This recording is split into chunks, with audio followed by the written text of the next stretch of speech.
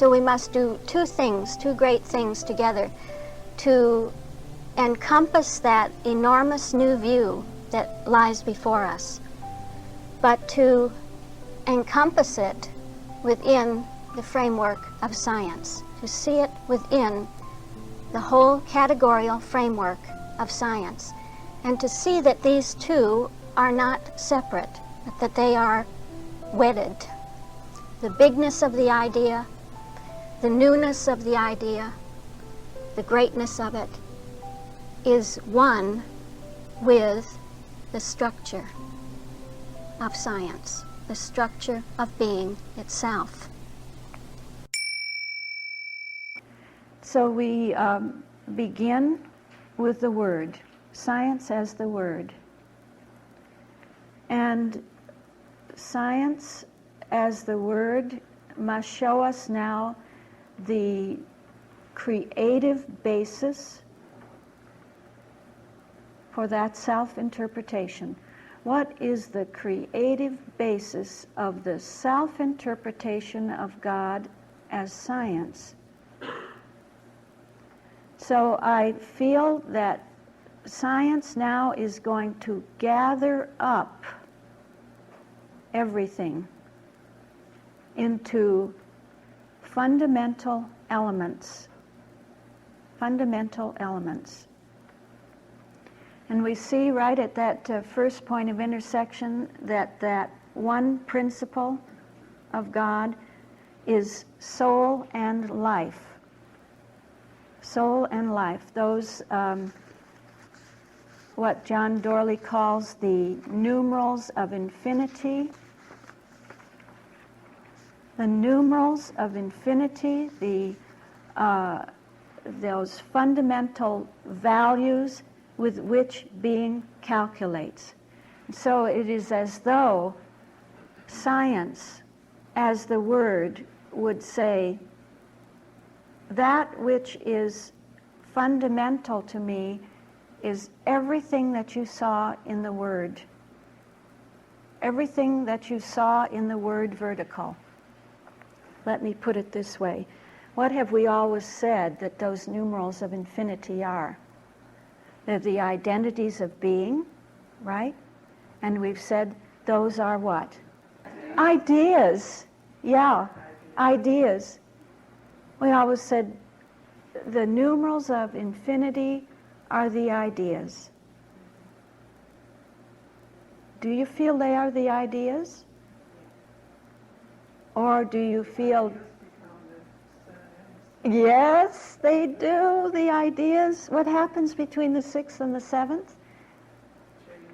That change from idea to capitalized terms. So the numerals of infinity, I just risk it, to say it. I dare to say it. That those fundamental values are the capitalized terms. And so, science, as the Word says, if you look back at the Word, you see, if I fall back now on the Word, what do I have there? I have the fundamental values with which then the Christ can calculate. What are those numerals of infinity? What are those fundamental values? The 7 capitalized terms for God. There are no ideas there. We said the only ideas that are expressed there are expressed in the epitomes that John Dorley put into the text just as a hint, a help from the 6,000-year period to understand the 7th. But if we look at the values that we have to work with, the creative basis of the self-interpretation of God are the 7 synonymous terms. And what else do we have there? The 4 operations, Word, Christ, Christianity, and Science. And we even have the levels, don't we? because we said it's an influx of divine science and absolute Christian science, bringing out Christian science, so that actually everything is there. Everything is there that constitutes science itself. So let's now go on to science as the Christ, and we see that we have established the basic elements, the creative elements for God's own self-interpretation of himself as science. The Christ comes in then and says, I calculate with those numerals. That's what I work with. And so we see almost a kind of a reflecting of science as the Christ, looking back, you see, looking back at the Christ in order to pick it up from the new standpoint, from a completely new standpoint, and to show the divine infinite calculus.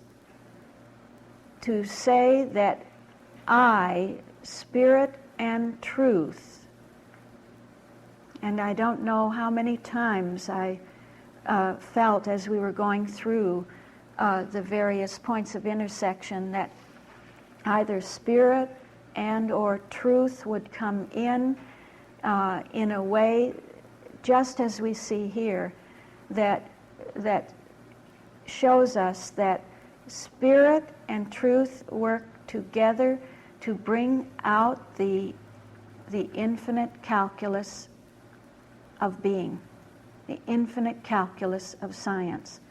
So that the divine infinite calculus now, you see, in the 7,000-year period, in the language of the capitalized terms, is the taking of all of those capitalized terms and calculating with them.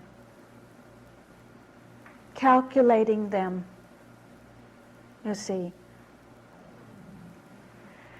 And as that takes place, you see that you get the infinite reflections of spirit being brought out as a calculus of truth. What is it that holds that outcome? What is it that contains that which is just burgeoning forth as the prolific sense of that self-interpretation of God? You see, that renders that there is no end to God's interpretation of himself as science, that it goes on and on and on and on, just as what we see in the evolution of the idea of Christian science, the evolution of the science of Christian science. We came at the beginning of this week and we said, everything's been discovered. See? Huh? Didn't we? Everything's been discovered. What does that mean? It means we have all of our creative basis. We have the creative basis. Now, everything new that will come forth comes forth from the calculating and recalculating. You see the reflecting on and re-reflecting of all of those fundamental categories, those categories of being, those capitalized terms, reflecting each other, reflecting on each other in a precise way, in an absolutely precise way, not in a combinatorical way, but in a way of combining in meaningfulness with purpose. For what? To bring out really the fourth dimension of spirit, to show us that that all of those possibilities, here again you see that the Christ takes the basis of the word, calculates it in a way as to realize all the possibilities, and so all of those possibilities belong to or are held within the infinite matrix of love. A matrix of matrices. The matrix of love which holds its own infinite idea within itself. So that the whole idea that comes out of those numerals of infinity being calculated by the divine infinite calculus, actually love doesn't hold its own idea, it holds mind.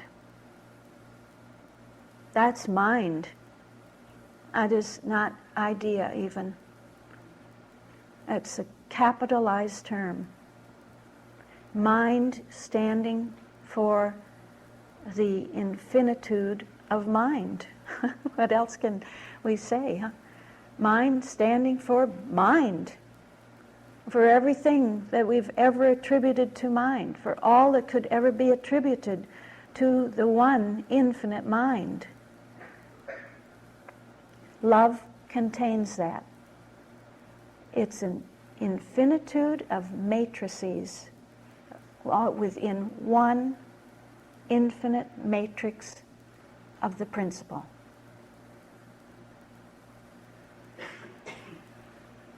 So you see that love and mind, in a way, fall back on that Christianity vertical, lifting that realm of ideas to mind itself.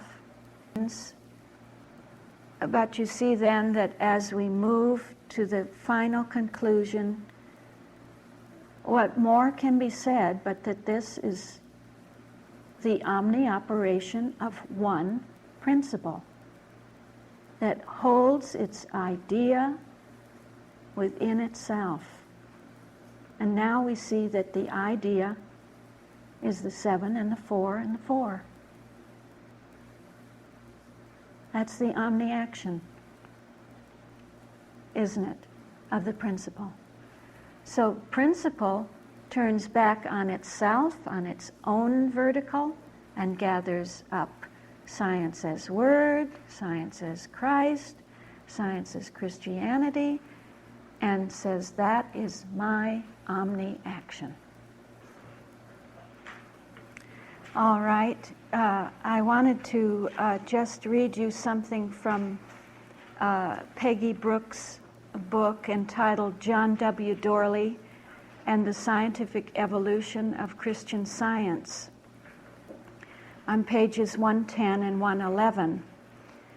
She says, at first glance, in referring to the matrix, these reflected operations of being might appear theoretical. They did once, didn't they? I hope you feel we've moved beyond that somehow. Or difficult to feel in their spirit and their living import. Just as looking at a musical score might mean little to those unfamiliar with the symbols involved. Experienced musicians, however, with cultured musical sense, can look at a score and immediately hear and feel its musical meaning.